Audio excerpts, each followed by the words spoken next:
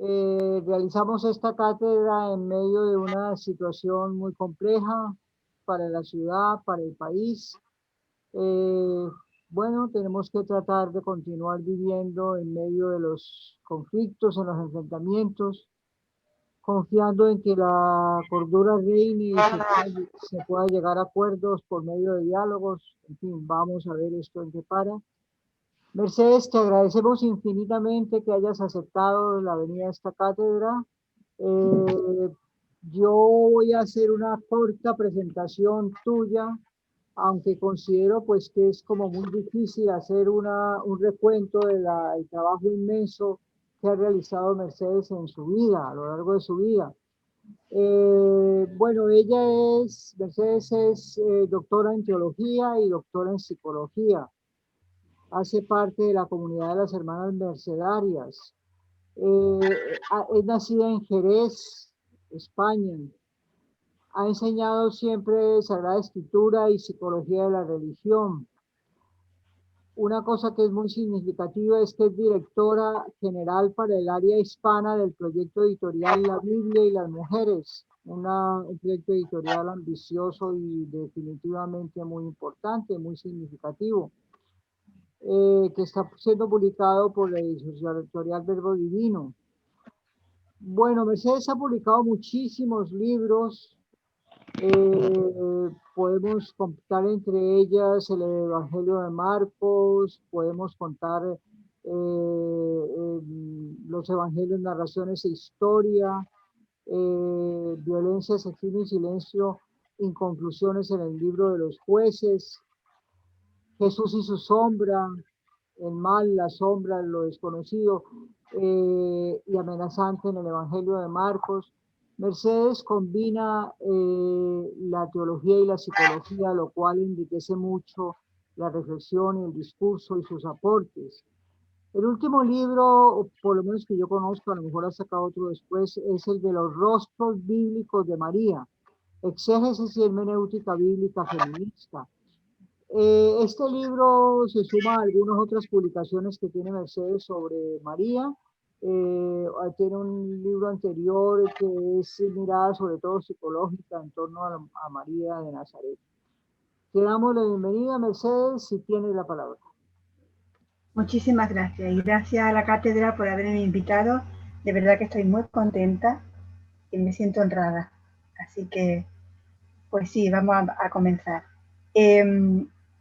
Voy a iniciar con a modo de introducción y de contexto biográfico, que creo que es muy importante para mí en el tema de María. Luego, en una primera parte, voy a hacer una panorámica de lo que trato en el libro, es decir, de cómo se trata en el Evangelio la figura de María, ¿no? Va a ser muy breve, va a ser panorámica, pero creo que puede dar un marco. Y luego me voy a detener en uno de los textos, en una segunda parte, que es en donde yo he trabajado más y en donde sigo trabajando. Es el texto de Marcos 3, 31, 35, que es el texto, para mí, uno de los pilares básicos del Evangelio de Marcos, para poder entender todo el Evangelio y para poder entender, en este caso, la figura de María, ¿no? El peso que tiene y lo que puede decir, ¿no? A todos los evangelios y decir también, pues no sé, a la iglesia, a la cultura, etcétera, ¿no? Que por desgracia no se ha seguido. O sea, ya, pues, en fin, en la perspectiva crítica que yo propongo y feminista, veremos que sí es importante. Y terminaré con unas conclusiones. Así que empiezo. Cualquiera que repase mi bibliografía encontrará que efectivamente, como ha dicho Carmiña, ¿no? He dedicado muchas páginas a tratar el tema de María. La mayor parte de las veces desde una perspectiva bíblica y feminista y en algunas ocasiones también desde la psicología. Es una figura que ha estado presente en mi vida y en mi fe desde que tengo recuerdo. Mi experiencia biográfica es positiva. contra lo que se pudiera entender, pues es positiva. No sé por qué razón, nunca la sentí fuera de la realidad, ni una mujer inaccesible que nos contempla desde el cielo con ojos severos y dispuesto a criticar nuestras conductas, ¿no? Mi recuerdo de ella es la de una figura cercana y amable, sin duda, compensación psicológica de la realidad severa y crítica de mi propia madre.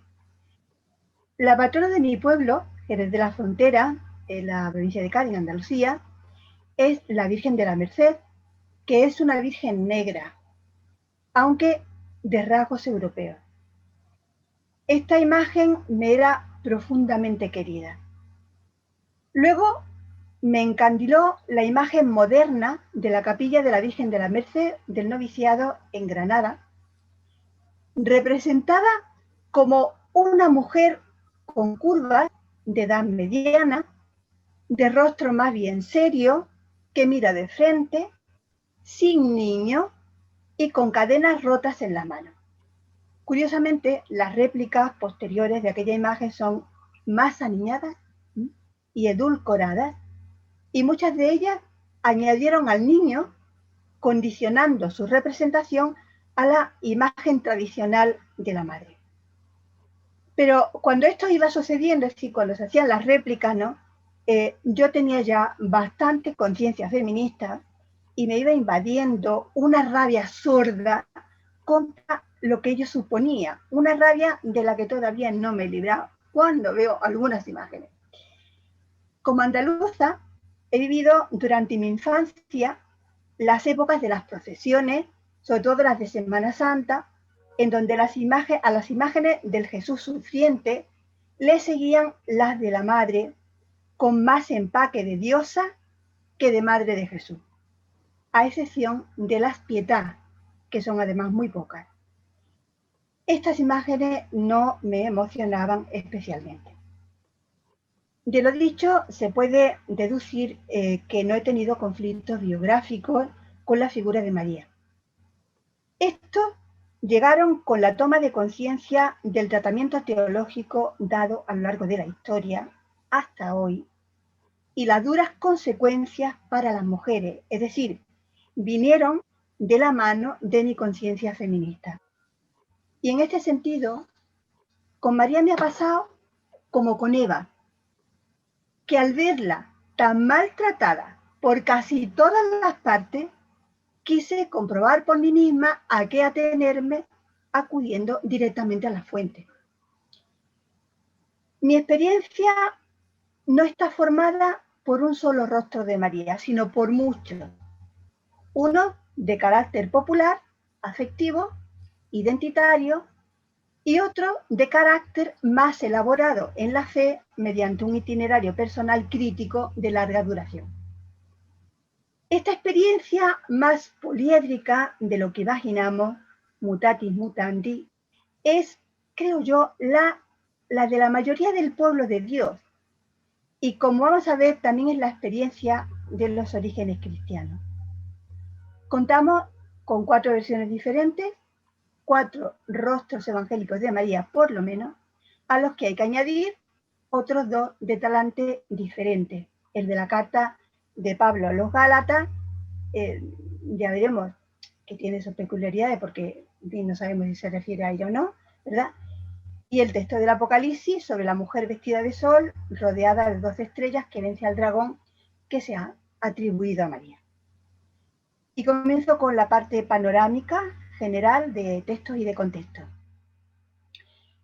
He trabajado durante años sobre la figura de María, la mayor parte de las veces adentrándome, como he dicho, en los relatos evangélicos y en ocasiones observando los desarrollos que la teología ha hecho sobre su figura a lo largo de la tradición cristiana y sobre todo católica.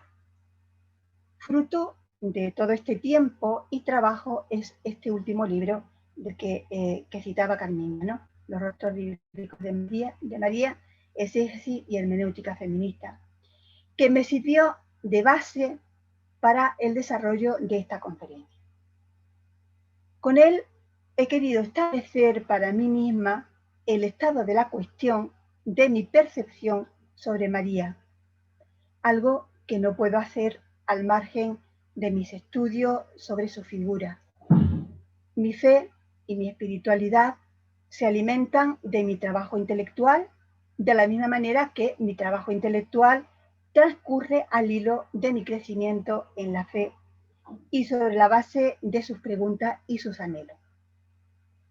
He pretendido volver a los relatos evangélicos y a los textos y contextos del Nuevo Testamento aplicados a María en un intento, repito una vez más, de recuperar a esa María de Nazaret que se esconde en sus pliegues y de este modo contribuir a sacarla del patriarcado en el que la hemos encerrado durante más de 2000 años.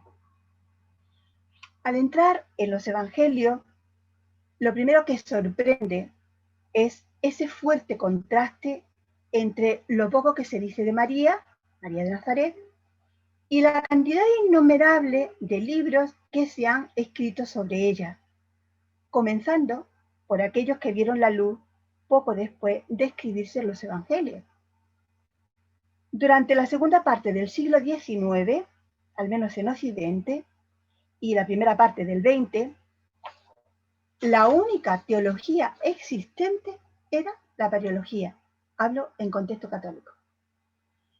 Obvio decir que los tratados de la tradición y de la teología conocida hasta la segunda mitad del siglo XX, el pasado, eran casi exclusivamente obra de varones. También lo fue el famoso libro posconciliar María en el Nuevo Testamento, donde 4 teólogos de distintas confesiones cristianas pusieron de relieve los escasos datos de las fuentes primarias. Una obra que dio un giro a los estudios bíblicos sobre María y que influyó en los desarrollos teológicos posteriores. Sin embargo, hay algunas cosas que llaman mi atención. Por ejemplo, el poco interés que ha suscitado en las teólogas feministas la figura de María. Lo poco que las mariologías recientes han influido en las devociones marianas de los pueblos. La repetición continuada de las críticas de las feministas agnósticas y ateas que no pasan de los mismos tópicos, igual que sucede con Eva, igual que sucede casi con María Magdalena. Sin el mínimo interés por fundamentar adecuadamente dichas críticas, cosa que no pasa con otras figuras de la historia o con otras figuras importantes dentro de las tradiciones occidentales y de otros pueblos, ¿verdad?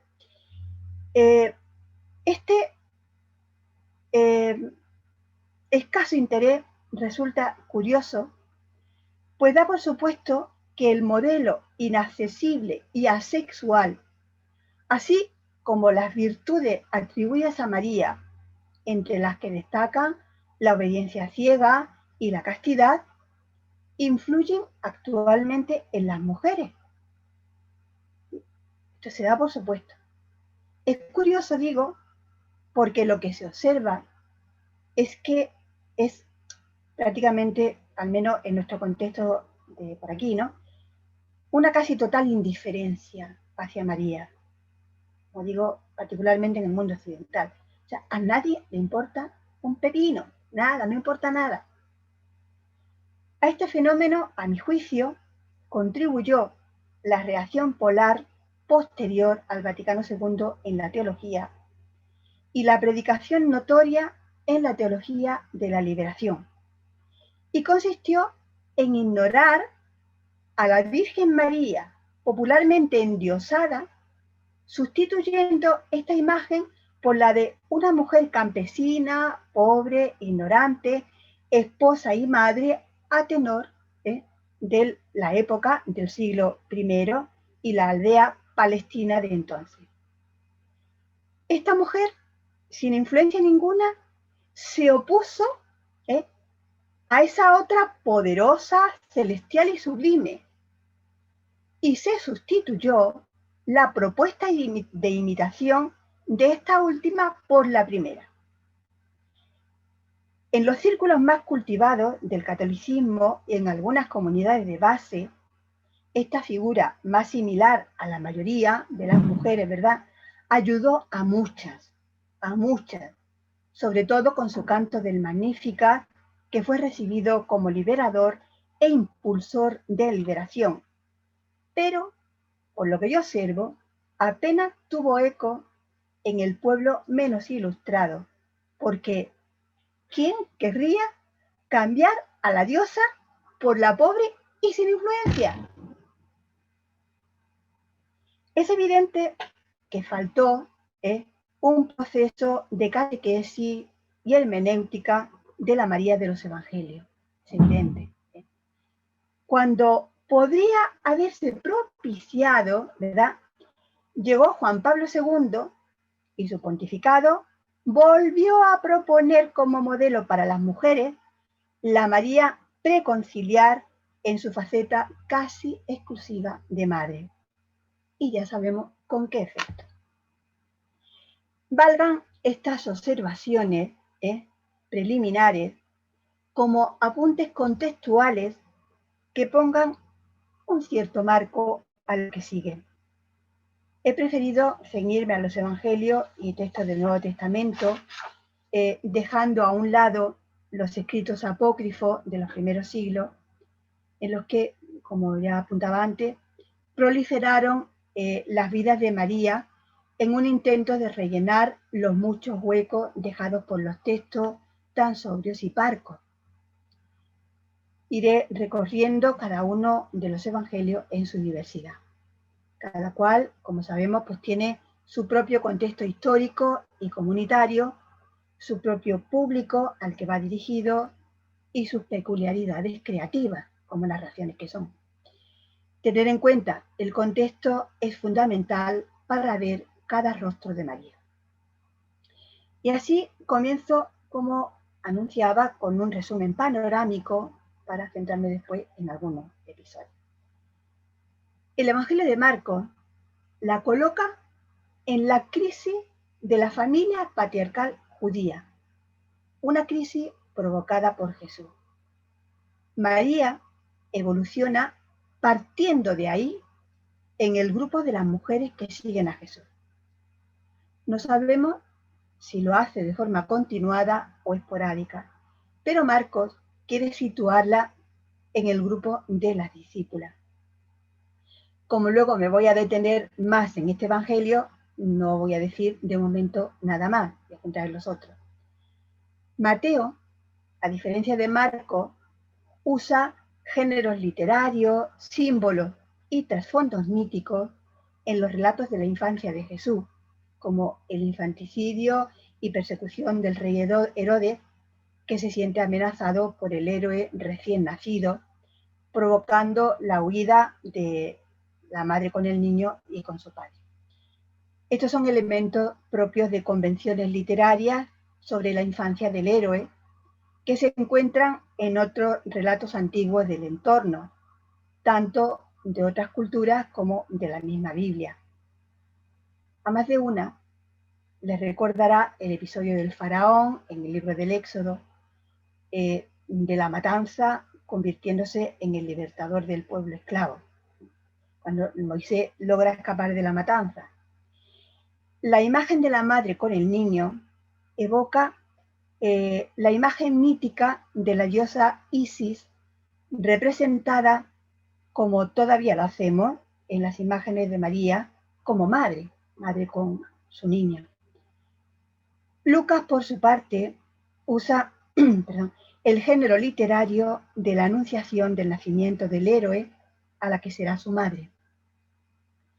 En contraste con otros, el texto de Lucas retrata a María como una mujer joven, libre, consciente, inteligente e independiente, y a lo largo del Evangelio la libera del supuesto destino inapelable de la maternidad de las mujeres, aunque conviene saber que esta desvinculación entre la mujer y la madre biológica de Jesús está presente en todos los evangelios. Es decir, que ahí lo hace muy explícito en algunos textos, pero está presente de una manera o de otra en el resto.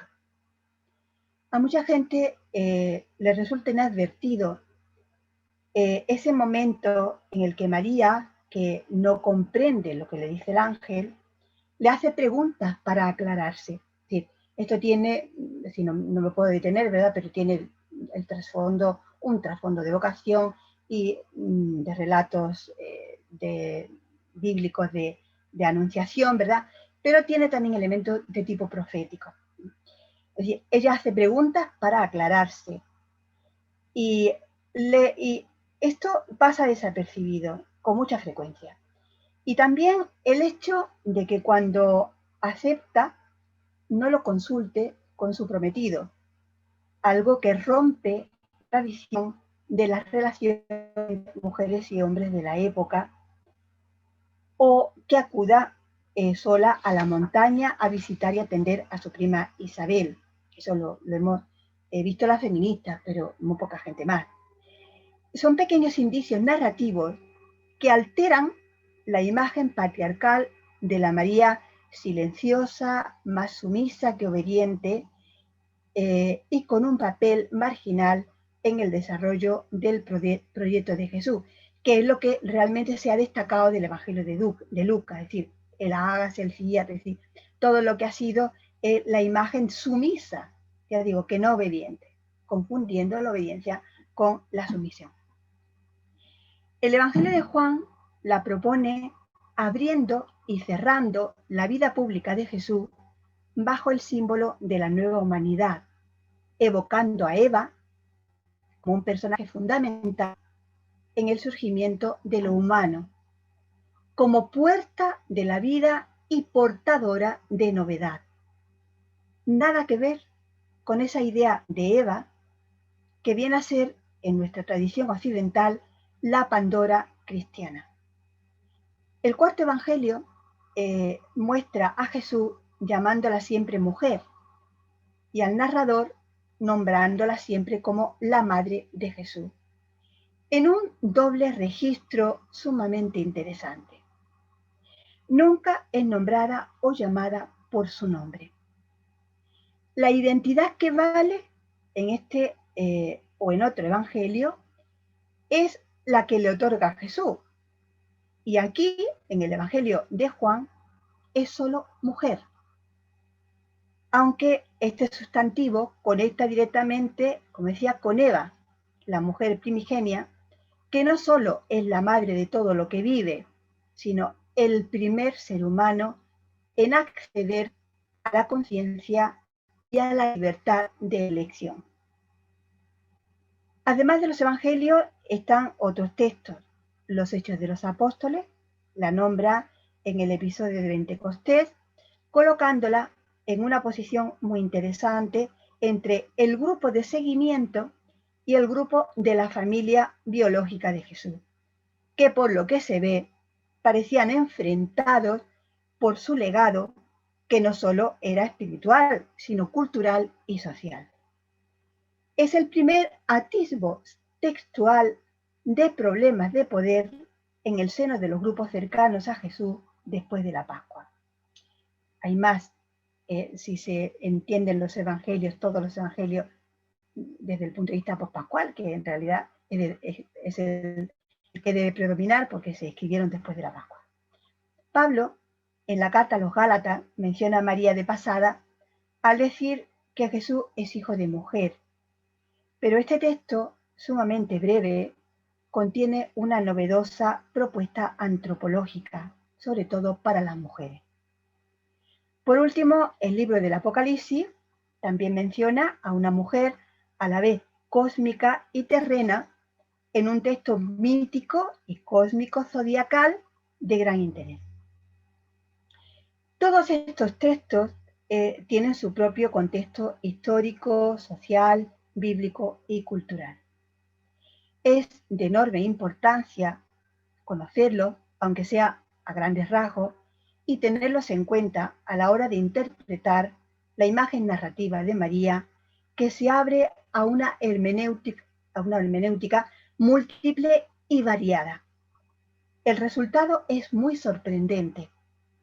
Es como si al mirar lo que dicen los textos, indagando en sus conexiones, como si se tratara de hipertextos, fueran apareciendo expansiones luminosas o raíces del fondo que alumbran la profundidad sobre la que se sustenta la superficie, o una especie de zoom que amplía los rasgos de esta mujer. Pongo como ejemplo la genealogía de Mateo, que es una lista de los ancestros de Jesús, con un ritmo monótono y aburrida de leer donde las haya, sobre todo si no conocemos a casi ninguno de los nombrados. Pues bien, esta lista, como sabemos, muchas de nosotras tiene sorpresas. En ella aparecen 4 mujeres que diríamos no son precisamente ejemplares.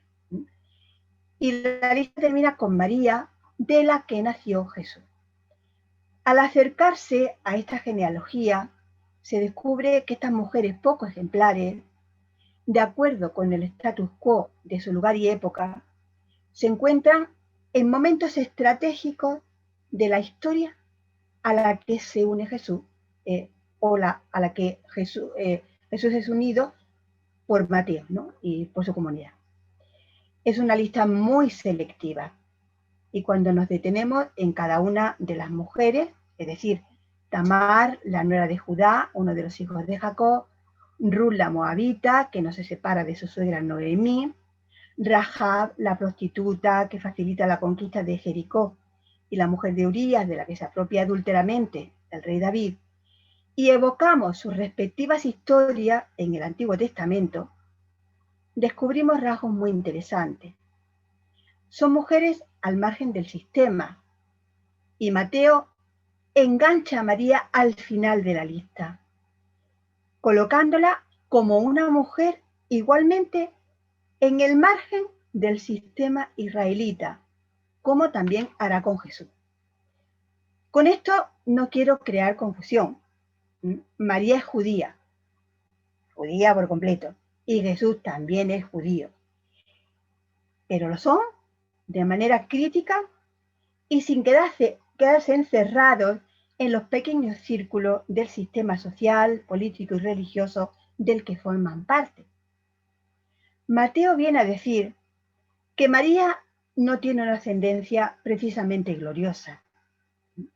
A ella la coloca fuera de la necesidad de pagar tributo a los ancestros, lo cual le da una enorme independencia.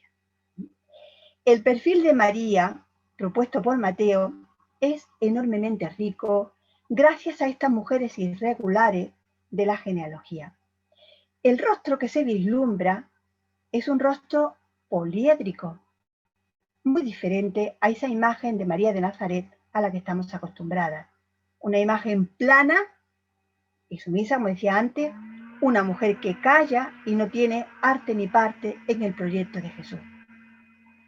A la luz de estos trasfondos, la figura de María se transforma.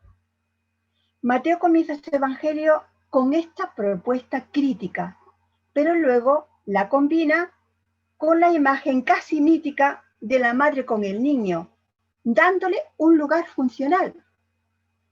Es decir, aquí ya hay una diversidad de perspectivas dentro del mismo evangelio y dentro además de los comienzos. Es decir, que si la genealogía forma parte, digamos, del marco, los evangelios de la infancia también.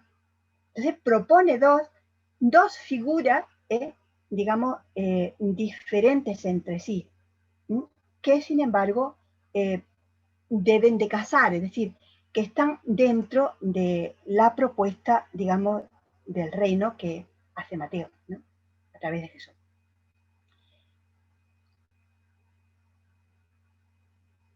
Es más novedoso, por supuesto, en la propuesta de varón Mateo que en la de mujer en lo que se refiere a los evangelios de infancia. O sea, cuando los leemos, vemos una imagen como muy fija, la imagen de María como muy fija, y en cambio vemos evolucionar la imagen de varón, que es José.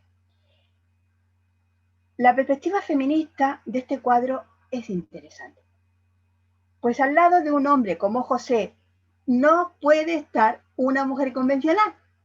Es decir, la propuesta, digamos, de Mateo o nuestra lectura feminista, desde el varón, ilumina la figura de María y dice, ah, sí, sí, no, sí, sí, ella es verdad que aunque parece como una imagen fija, tiene que ver con la genealogía. Es decir, es irregular, porque voy a presentar una imagen de varón que no es el habitual. Y junto a él no puede más que estar una mujer distinta. O sea que hay un rasgo en el juicio que le merece al narrador, la figura de José, cuando él descubre que María está embarazada sin haberse acostado con él, que merece comentario. El narrador dice, y como era justo, no quiso repudiarla y decidió dejarla en secreto. Esta frase, en general, se ha interpretado según los patrones del pensamiento patriarcal, es decir, viene a entenderse como un halago a José. Era tan bueno que decide no repudiar a María, de modo que no quiere armar escándalo. En realidad, es un juicio irónico. El narrador subraya que su decisión está basada en su condición de hombre justo, es decir, observante de la ley. Por eso decide dejarla y por eso lo hace en secreto.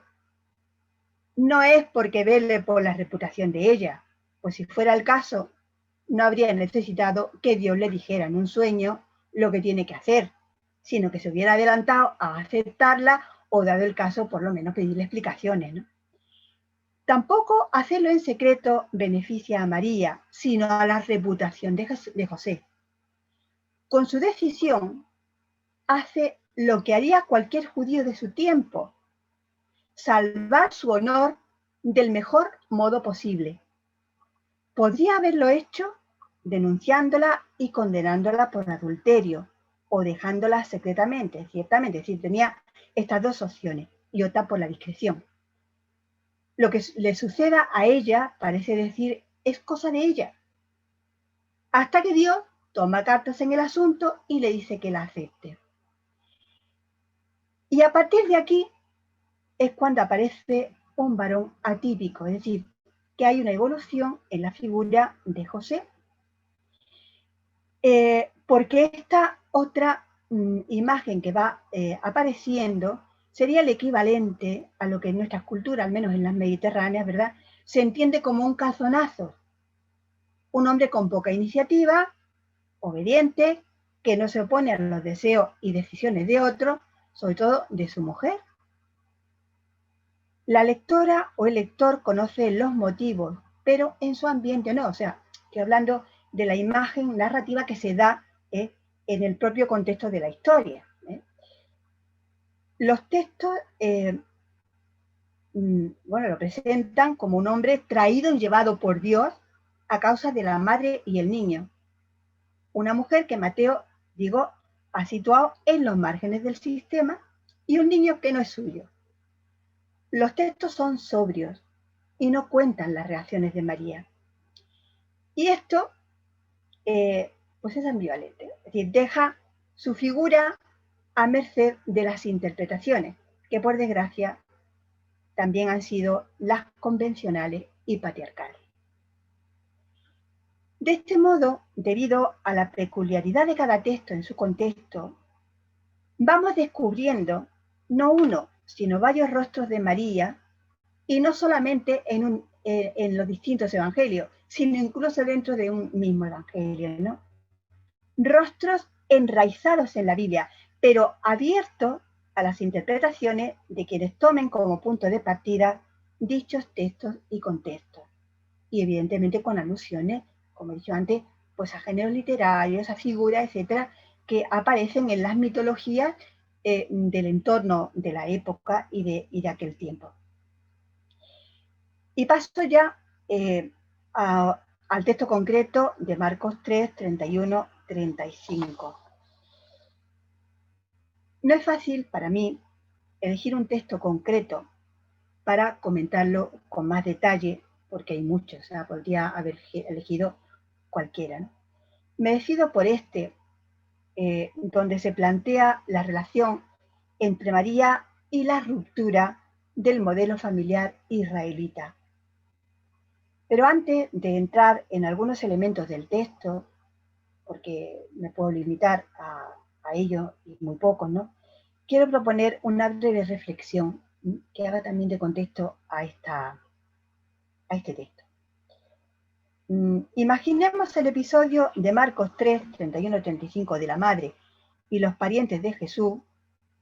Imaginemos el de Lucas 1, 26-45 de la Anunciación, vocación de María. E imaginemos el de María en las bodas de Caná en Juan 12, 12.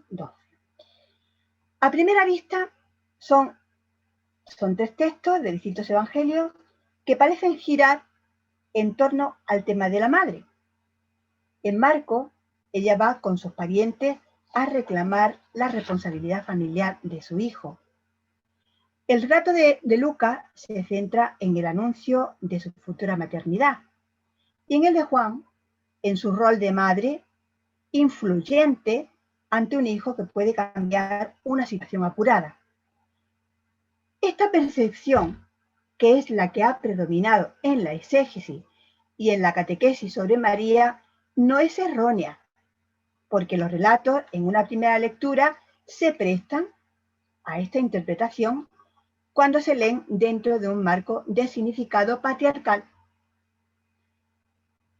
En este marco, como en cualquier otro, utilizamos los modelos que encajan con él y que tenemos interiorizados. Ellos generan preguntas a los textos y las preguntas condicionan las respuestas. El marco de significado debe ser coherente y para conseguirlo, pues se expulsan las estridencias y los datos y los indicios que chirrían.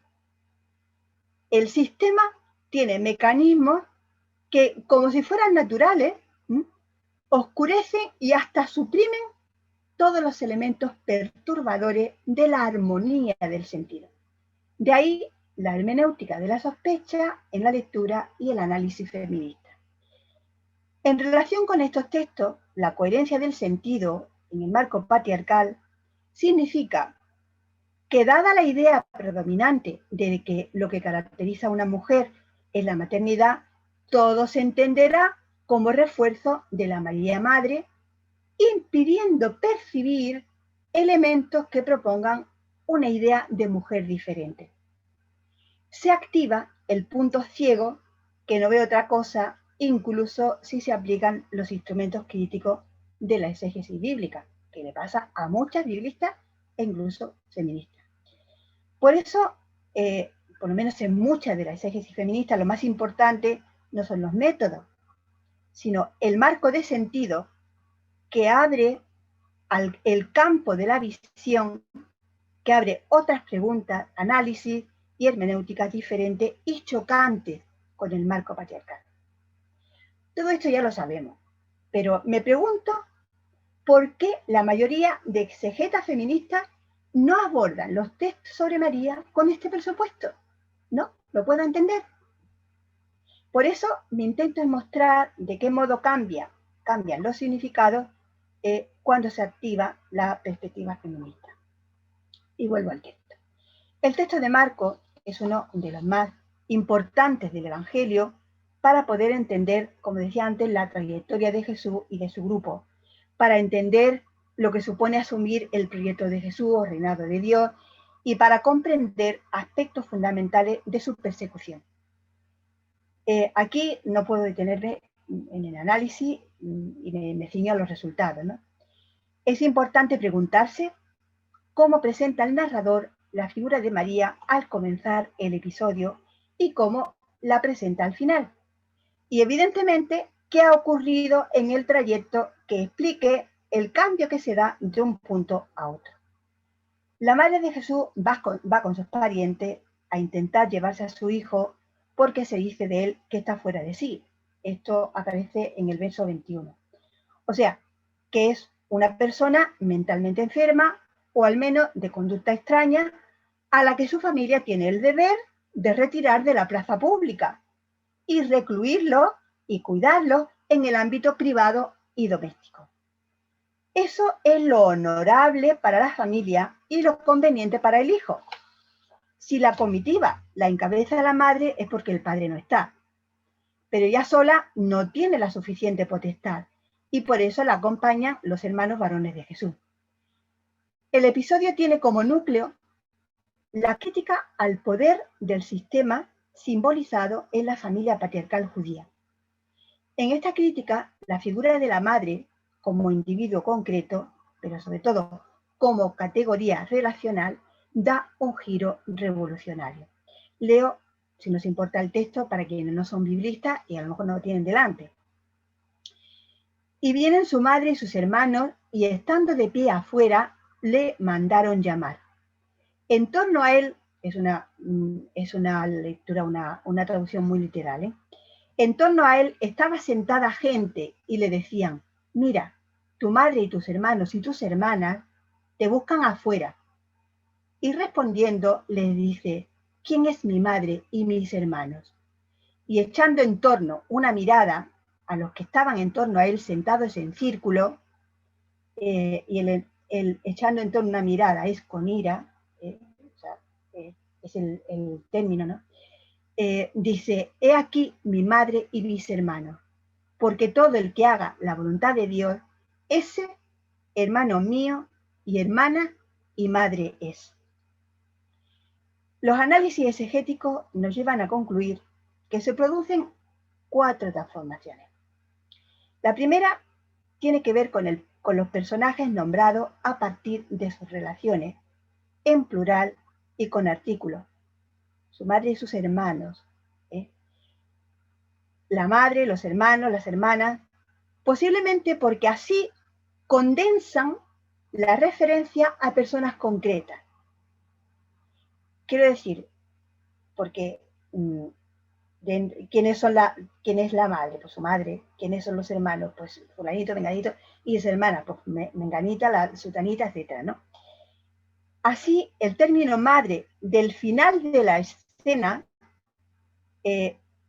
ha cambiado porque se van a convertir todos estos elementos, estos nombres, ¿verdad?, en categorías, solo relacionales, sí, pero en singular y sin artículo, en las que se pueden incluir los sujetos concretos, hermana, hermano, madre, pero en singular. Así, el término madre del final de la escena es una categoría de seguimiento de Jesús, pero no excluye necesariamente a su madre biológica. Además, utilizando relaciones en lugar de nombres propios, el narrador, ¿qué hace? Pues que desplaza cuestiones como el origen de la autoridad de Jesús, su identidad, su pertenencia, su proyecto, hacia la institución familiar, sin necesidad de comprometer a personajes concretos, ni acusar a nadie. En lugar de focalizar el problema de la autoridad familiar en la madre concreta de Jesús, ¿qué hace el narrador?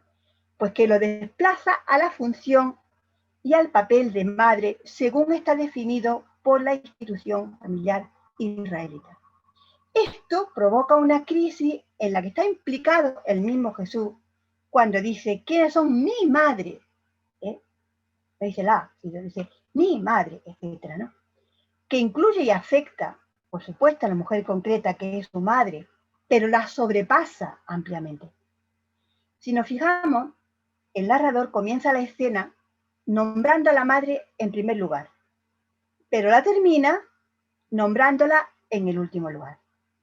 La mención final, sin artículo, y en ese orden opuesto, no es una mera inversión. Puede serlo, no habría verdadero cambio, ya que continuaría dentro del mismo sistema jerárquico, aunque del primer puesto haya emigrado al último. Sería como cuando la gente dice que el feminismo es el machismo al revés. Igual, ¿no? Que donde se pone el hombre, ahora se pone la mujer. Bueno, pues no, porque esto no influiría en el sistema. O sea, sería, bueno, pues un cambio de primer orden. El verso final ha de entenderse atravesado por la disposición de circularidad y equidistancia, como se deduce de la repetición de los términos sobre las posturas corporales y los movimientos de la escena, sentados, en torno, circularmente. Por tanto, la madre no está incluida ya en el orden jerárquico propio de la cultura y la religión israelita. El cambio es social y religiosamente de hondo calado. La circularidad hace irrelevante el orden, primero, segundo, cuarto, primera transformación. La segunda se refiere a los lugares y las posturas corporales, fuera, dentro, de pie, sentados, en círculo, en torno. Cuando la familia de Jesús llega para agarrarlo, que ese es lo que significa literalmente el término de ir a por él, ¿no? Cuando llega está fuera y de pie. Y estos rasgos manifiestan al lector o a la lectora la actitud de distancia ante lo que Jesús hace y dice, algo que la familia ya sabe por los rumores que corren de que está fuera de sí. Dentro, por su parte, incluye la postura de sentado y en torno a Jesús y en círculo. Hay una reiteración. De forma que en el interior, cada cual tiene acceso directo e igualitario a Jesús y entre sí. Podemos visualizarlo. Es decir, imaginemos que Jesús está y alrededor están todos los demás. Entonces hay una equidistancia de cada lugar al centro y de Jesús al Padre, a Dios, ¿no? No habla del Padre, habla de Dios, ¿no? Hacia Dios, ¿verdad? Y hay equidistancia en el círculo entre todos los que están en torno. Por eso, en esta manera de relacionarse no hay lugar para la jerarquía propia de la institución familiar. Se ha roto. Y el orden en las palabras de Jesús sobre las categorías relacionales, cuando Jesús echa una mirada airada a sus discípulas y discípulos, que están, como digo, colocados de forma equidistante, ya no puede ser el mismo. El orden ya no puede ser el mismo. Al pasar de fuera a dentro, la estructura familiar, repito, se rompe, sin que por ello la dimensión afectiva pierda fuerza. La tercera transformación se produce con respecto a lo dado y predefinido. La escena plantea un fuerte cuestionamiento, como muestra el verbo sobre la actitud de Jesús, periblexámenos, ¿no? Que es echando una mirada en torno con ira. La causa tiene que deducirla la lectora, estableciendo relaciones coherentes entre los datos del episodio, pero completo, para sacar sus propias conclusiones.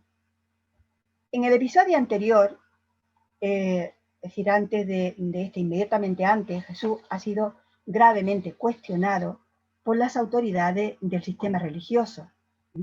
Es un enfrentamiento con los escribas, ¿no? Ese sistema que define de antemano qué y cómo debe ser cada persona a partir del rol y del lugar social, cultural y religioso que le han asignado. Si desplegamos los supuestos culturales que se condensan en los términos, advertimos que ser hijo y hermano es correlativo de ser padre o madre, hermano o hermana. La sociedad israelita, como otra de todos los tiempos, había definido la identidad del sujeto según la identidad familiar, étnica, social y religiosa. Jesús cuestiona lo dado y predefinido como respuesta a los juicios condenatorios sobre su identidad y por ello sobre la fuente de su autoridad. Como digo, ya se ha enfrentado con los escribas y ahora encara a la familia, es decir, se enfrenta con la casa de Israel, con la autoridad eclesiástica, por así decirlo, religiosa, y ahora se enfrenta a la autoridad, digamos, jerárquica familiar, lo social. Al requerimiento de los que se creen suyos, los suyos, Jesús responde cuestionando y poniendo en crisis sus pertenencias, las básicas, que están impregnadas también de contenido afectivo. Las cuestiona en primera persona del singular, sin renunciar a los posesivos, mi madre, mis hermanos. La crisis afecta a su propia identidad y a los bienes relacionales, y desde ella esa crisis influye en su proyecto. Esta relación con su identidad remite a la experiencia en el bautismo, donde Jesús, en un contexto de orígenes, renace bajo la palabra de Dios que le afirma: tú eres mi hijo el amado, en ti me complazco. Así, de lo predefinido e incuestionable, familia, etc., se produce una transformación a lo cuestionado y elegido. Y la cuarta y última transformación se refiere a lo institucional. Jesús no elimina las relaciones primarias, sociales y afectivas de su nuevo grupo en función del reinado de Dios, ni lo opone a la institución. La actuación de Jesús en las narraciones de exclusiones, imaginaciones, todo lo que va haciendo, ¿no?, va dejando al descubierto la cara negativa de las instituciones israelitas, ¿no? Es decir, no las instituciones en cuanto tales, sino la cara negativa, el abuso de poder, pero una serie de cosas, ¿no? Ahora, en este momento del relato evangélico, como digo, le toca el turno a la familia, en la que se sustenta el sistema para su funcionamiento y para su continuidad. Aquí parece cumplirse el eslogan feminista de que lo personal es político. La crisis personal de Jesús y de su proyecto es un haz de luz que ilumina los rincones y grietas de la institución familiar. En lugar de atacar a sus padres y parientes, reorienta su situación personal dentro de su familia, conservando lo que considera más valioso, que son las categorías relacionales de madre, hermana y hermano. Porque ellas, como formas de relación, tienen cabida en su modelo grupal y en su proyecto. Incluso se tiene la impresión de que constituyen la base afectiva y relacional de su nuevo grupo. La vinculación, sin embargo, ya no es la misma al tener como referencia a Dios y su voluntad libremente elegida. Quien haga la voluntad de Dios es ese hermano mío y hermana y madre. Jesús desvincula familia y dependencia biológico-social. Recupera los lazos afectivos y relacionales. La delegación que busca Jesús venía encabezada por la madre. Ella, en 3:31, en el primer versículo, en cierto modo sustituye al padre con un poder que por el hecho de ser mujer ha de ejercer conjuntamente con otros parientes varones. La transformación de Jesús al redistribuir el poder y la autoridad a cualquiera que pueda y quiera ser hermana, hermano y madre de él, ¿no?, además, no se concentra en una persona y rol, ni aparece ligado al género masculino, porque predomina el femenino. Sus nuevas claves colocan el poder y la autoridad en otras dimensiones. La madre de Jesús puede ser a partir de ese momento su hermana y su hermano. Estas categorías incluyen el género, pero también lo sobrepasan. Hay una deconstrucción de la madre y de la familia patriarcal. No sé si tengo así mucho tiempo, niña, porque tengo como unas cuantas páginas más. Tranquila, Mercedes. Pues nosotros calculamos siempre que la persona hable 1 hora, hora y cuarto, hora y 20, y luego tenemos un intercambio de preguntas. Tú miras, todavía puedes tomarte un rato, un ratico, no te preocupes. Bien. Aquí, en este texto, tenemos el origen narrativo de María, que sufre de inmediato una transformación. Su rol va estrechamente unido a la familia patriarcal, y tocar esta estructura es tocarla a ella, y tocarla a ella junto con la llamativa ausencia del padre, o sea, una escandalosa ausencia del padre, es tocar la familia patriarcal. Es un episodio básicamente deconstructivo en el que se incluyen ya algunos elementos para su reconstrucción. La crisis familiar de Jesús alcanza a su madre como a ningún otro miembro y rol familiar, si efectuamos al padre. A partir de ese momento, ni Jesús ni su proyecto reconocen el antiguo rol materno, porque dicho proyecto se encuentra fuera de la familia patriarcal. La escena plantea a la madre de Jesús un escenario nuevo. Para pertenecer a este proyecto, ella, como él mismo, ha de replantearse su propia identidad y los modos de relación aprendidos e interiorizados. Ha de romper la equivalencia entre mujer y madre, entre su nombre propio y su rol. Ante ellas se abren posibilidades desconocidas y la decisión que tome será libre e individual. Esta decisión no podrá llevarse a cabo más que a través de una crisis. Marcos no explicita nada, pero después la recupera en el capítulo 6 y por distintos elementos sí que la lectora puede entender, ¿no?, que efectivamente ella ha elegido estar de la parte de su hijo, de Jesús. Es decir, de la parte no de la de su hijo, sino de su proyecto. Madre, ¿qué pasa cuando madre esconde a persona? El texto, en su condensación inicial, indica ese distanciamiento de Jesús, de su familia y su madre concreta, cosa que hacen todos los evangelios, de una u de otra manera. La cuestión de la madre y lo materno no ha dejado de ser un problema hasta hoy. La cultura occidental en este momento y otras culturas, pero sobre todo la occidental, vive una situación compleja respecto a las mujeres madres, a las mujeres no madres, a la maternidad y a la identidad de las mujeres ante esta posibilidad. Si en el pasado María ha sido tratada básicamente como la madre por excelencia, reforzando todo el tipo de maternidad identificado con las mujeres, a lo mejor ya es hora de presentar a la mujer que en este pasaje de Marcos es cuestionada como madre para que aparezca su condición de persona. La utilización actual de lo materno es tan poderosa como sutil.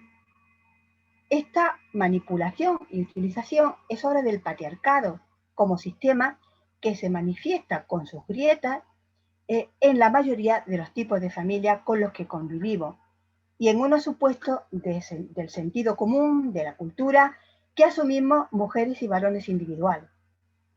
Todavía observamos que la madre oculta o quiere ocultar a la persona. En primer lugar, se sigue identificando la maternidad con las mujeres concretas que ejercen de madre. Se identifica persona con función, mujer con madre. En segundo término, se manipulan de diferentes formas la relación afectiva y los vínculos entre madres e hijas e hijos. Un ejemplo que lo ilustra es la manera en que se explotan los sentimientos entre ambos, sobre todo los de madre, hija e hijo, para mover voluntades o actitudes.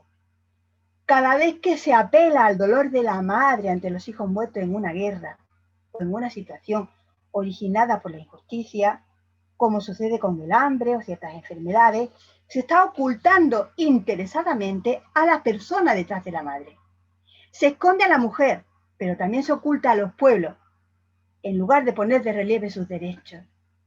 En lugar de decir, esto es una injusticia, esto es un problema estructural, pues acudimos al dolor de las madres. Se esconde a la mujer, ya digo, pero también a los pueblos. El dolor de las madres, expresado mediante imágenes terribles, suele esconder, tras los sentimientos atribuidos a las mujeres concretas, el deber de justicia, la responsabilidad sistémica, social ante las injusticias estructurales. ¿Es aceptable utilizar las emociones y los sentimientos para ocultar los deberes y exigencias éticos? La respuesta las hemos de buscar en muchos lugares y contextos. Uno de ellos, causa más o menos directa de esta situación, es el de los relatos bíblicos. El texto de Marcos, concretamente, se convierte en un revulsivo que ayuda a interrogar los supuestos y las supuestas fuentes en las que nos apoyamos. De todo esto y de otros textos del Evangelio de Marcos se desprenden unas notas para una mariología narrativa según este evangelio. Las voy a ir indicando. La mariología narrativa del personaje ha de tener en cuenta el itinerario completo y desde él tiene que buscar su sentido. Y comienza en Galilea, continúa en el camino de Jerusalén, hasta que en lo que parecía su final se remite de nuevo a Galilea, es decir, porque es un final abierto. Por tanto, a María hay que buscarla e identificarla en Galilea, en su punto de partida y en el alcance de sus transformaciones, porque es un personaje pascual que, como todo el Evangelio, pide al menos 2 lecturas del relato completo. El itinerario de este personaje se encuentra entre los términos exeste, que significa loco o fuera de sí, dicho sobre Jesús, que marca su aparición cuando lo oye como su pariente, y el objetivo de ir a por él más adelante en el capítulo, o sea, en el versículo 31, y éxtasis fuera de sí en 16:8, en la Pascua, en la tumba vacía, ¿no? Que señala su última aparición, su propia transformación y su impacto con respecto a este itinerario. Se lleva a cabo desde el diagnóstico externo de Jesús y su misión está loco, a la experiencia pascual una vez dentro del ámbito del proyecto divino o reinado de Dios, ¿no? Esto significa, aunque no lo puedo desarrollar, que yo identifico a una de las Marías con la Madre de Jesús. Y esto también lo cuento en el libro. Es decir, una de las Marías que aparecen al final con María Magdalena, ¿no? en los textos sobre la crucifixión de Jesús, la sepultura y luego cuando van a la tumba vacía, yo la identifico con María de Nazaret. Y yo, por lo menos, intento fundamentarla. Es decir, que tengo tantos elementos para fundamentar que sí, como la gente que dice que no. O sea, entre uno y otro, pues yo elijo el que sí. María es un personaje narrativo cuyas transformaciones la conducen a rupturas imprevisibles, sobre todo con el sistema familiar judío en todos los niveles, que no son reconocibles del todo hasta la experiencia crucial de la tumba vacía. Por tanto, a ella, como a las otras mujeres, porque ella no está sola, que esa es otra transformación, es decir, de aparecer con los parientes, se supone que luego hace el camino de Galilea con todas las demás, la colocan con otras mujeres, es decir, que ella no está sola, está con las primeras testigos. Y digo que a ella, como a las otras mujeres, hay que situarla en un marco antisistema. Así, una mariología derivada o apoyada en el estudio narrativo de este evangelio ha de situarse en la crítica del narrador a los marcos. Por eso, a mi juicio, la María narrativa de Marcos no es recuperable en estructuras eclesiásticas que no hayan asumido esta ruptura evangélica del sistema patriarcal. O sea, esta María de Marcos no cabe en la Iglesia. En la católica, desde luego, no. No cabe. Porque si cabe, rompe el sistema. Y bueno, eso no va a pasar. En el nivel del discurso, María aparece, junto a las otras mujeres, asociada a las fronteras de los cambios. Es decir, en unos pasajes de etapas, que son muy importantes y decisivos en todo el Evangelio. Es decir, por ejemplo, en Marcos 3, en el episodio que hemos analizado, cuando están haciendo una familia nueva, la madre, que es también la de Jesús, se encuentra en todos los versículos y haciendo todo el itinerario de la crisis y del cambio. En 15, 40, 47, en las fronteras temporales del día y de la noche. Es mediodía cuando Jesús es crucificado y todavía no es la tarde cuando muere.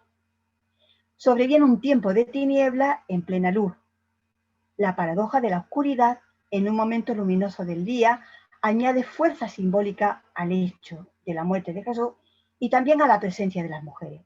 Y luego en 16:1:8, en la frontera del alba, cuando está naciendo una nueva época, la mujer llamada María camina hacia el día, hacia la vida, con otras mujeres, cuando estaban frustradas por las expectativas que había creado su vida y su proyecto, la de Jesús, ¿no? A la par que confirmaban la muerte por la unción eretánea. Comienzos, inicios, posibilidad, vida en la paradoja de morir para nacer. Ella con las otras mujeres simboliza, entre otras cosas, la posibilidad, la apertura. Es un personaje asociado a la frontera, un personaje en sí mismo fronterizo al estilo del Jesús de Marcos, pero con peculiaridades propias. A María, desde el itinerario de Marcos en la Vuelta a Galilea, no se la puede separar, mucho menos contraponer a las otras mujeres del Evangelio, sobre todo a María Magdalena, porque eso es lo que hemos hecho. O sea, una es prostituta y la otra es virgen, ¿no? Y digo que no se la puede separar sin falsear su verdadera identidad narrativa y sin arriesgarse a perder la referencia pascual. Desde estas escenas, María está identificada como personaje distinguida de las otras, pero ni aislada ni separada.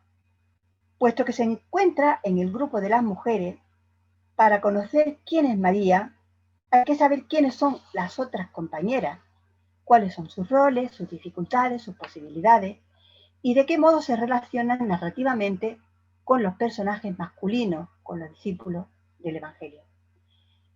El personaje, por su carácter narrativamente abierto, tanto en sus orígenes, esa indeterminación que aparece en el contexto familiar, como en su final, el final abierto de Marcos, se presta a interpretaciones rayanas en la mitología. Es lo que dije antes de Lucas, ¿no? O sea, es el riesgo de dejar elementos abiertos, pero también es la cantidad enorme de posibilidades, ¿no? Es decir, que se presta a interpretaciones de distintos tipos. Y en este caso, pues han sido rayanas en la mitología. Este rasgo adquiere o requiere una adecuada catequesis que evite la tentación fabuladora sin que ponga en peligro sus posibilidades hermenéuticas.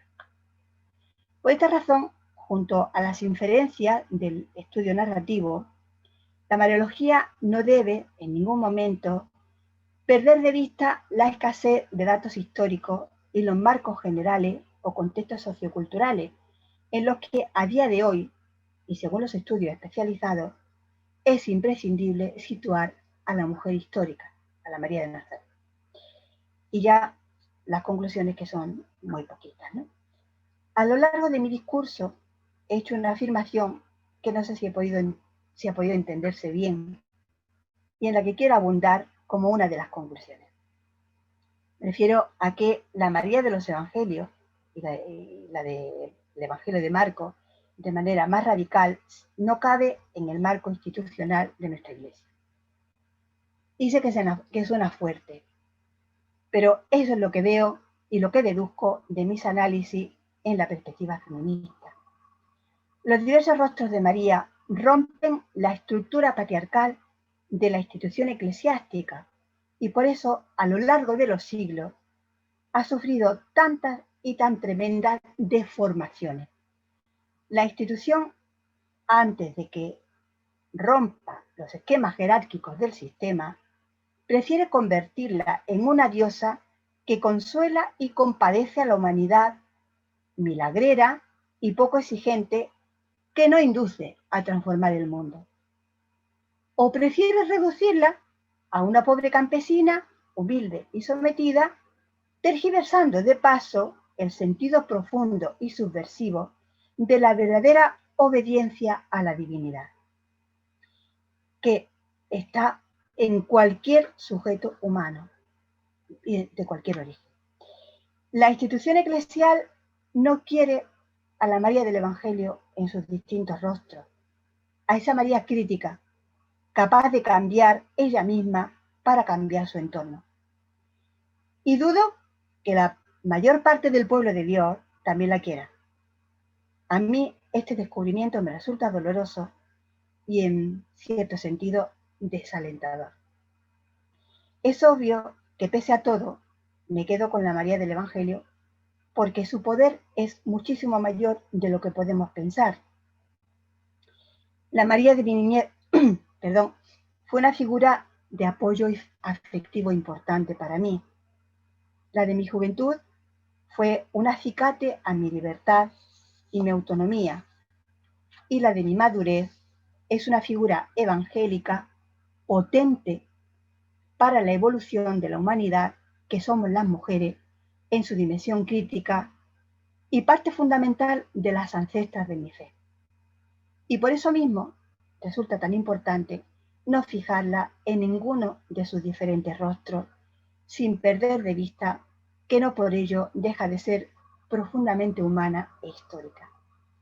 Y en el sentido teológico, es la mujer que, como descubrí gozosa en mis primeros años de biblista, encarna la Ruach divina.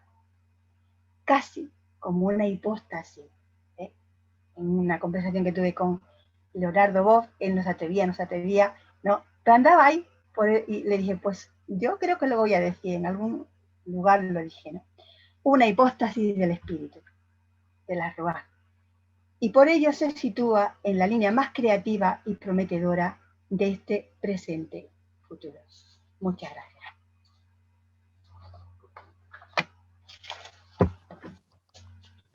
Muchas gracias, Mercedes, por esta excelente conferencia que nos has dado, que nos ayuda a continuar revolucionando mucho más